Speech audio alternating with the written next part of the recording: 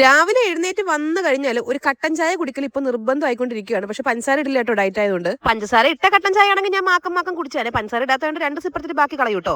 ചെയ്തോട്ട് നല്ല അന്തസ്സായിട്ട് 5ാമത്തെ ജോഡി കമ്മലും ഇന്നലെ രാത്രി ഒടിച്ച് കയ്യിലിങ്ങ് തന്നിട്ടുണ്ട്. ഇപ്പൊ ഇട്ടേക്കുന്നത് 50 രൂപയുടെ കമ്മലാണ്. ഇനി അവർക്ക് വല്ല ഇരുമ്പിന്റെ പണിപ്പിക്കേണ്ടി വരും കേട്ടോ.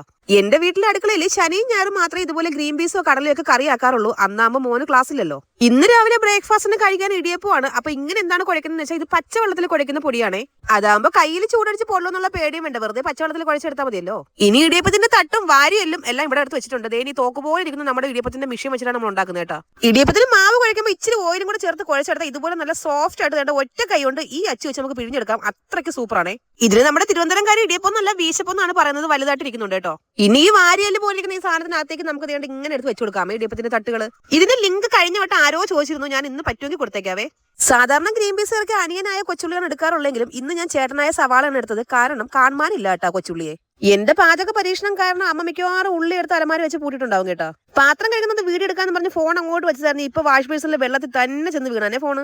എനിക്കാണെങ്കിൽ ഈ എടുക്കുന്ന പാത്രം അപ്പൊ തന്നെ കഴുകി വൃത്തിയാക്കി വെക്കണം. ഈ കൂമ്പാരം പോലെ കിടക്കുന്ന കണ്ട തലയ്ക്ക് ഭ്രാന്ത് പിടിക്കുവേ. എണ്ണ ചൂടായപ്പോൾ ആവശ്യത്തിന് സവാളയൊക്കെ ഇട്ട് കടുകോറാക്കിയതേ മസാലയൊക്കെ ആക്കിയിട്ട് നമ്മളെ വേഗിച്ച് വെച്ചിരിക്കുന്ന നല്ല ഗ്രീൻ പീസും കൂടെ അങ്ങോട്ട് എടുത്ത് ഒഴിച്ചിട്ടുണ്ട്. കഴിഞ്ഞ ജന്മത്തിൽ മിക്കവാറും മല്ലിയില എന്റെ ആരെങ്കിലും ഒക്കെ ആയിരുന്നു കാണും കേട്ടോ. അതുകൊണ്ടാണ് എനിക്ക് മല്ലിയില ഭയങ്കര ഇഷ്ടമാണ്. ക്യാമറ ഓൺ ആക്കിയിട്ട് ഞാൻ കാണാത്ത പോലെ ഒന്ന് വീഡിയോ എടുത്തപ്പോൾ ചെയ്തിട്ട് എന്റെ ഒക്കത്ത് കയറി ഇരുന്നുകൊണ്ട് ക്യാമറ തന്നെ നോക്കിയിരിപ്പുണ്ട്. സാധാരണ ഫുഡ് എടുക്കുമ്പോൾ ചെയ്തുട്ടിയുടെ വാ ഒന്ന് ഓപ്പൺ ആവാൻ ഭയങ്കര ബുദ്ധിമുട്ടാണ്. പക്ഷേ ഇടിയപ്പം ആണെങ്കിൽ തനിയെ അത് ഓപ്പൺ ആയിക്കോളൂ.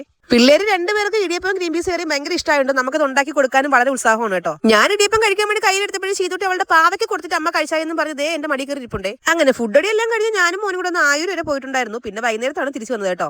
അപ്പൊ നമ്മുടെ ചാനൽ എല്ലാവരും ഒന്ന് സബ്സ്ക്രൈബ് ചെയ്ത് സഹായിച്ചിരിക്കണേ. Tata bye bye, see U.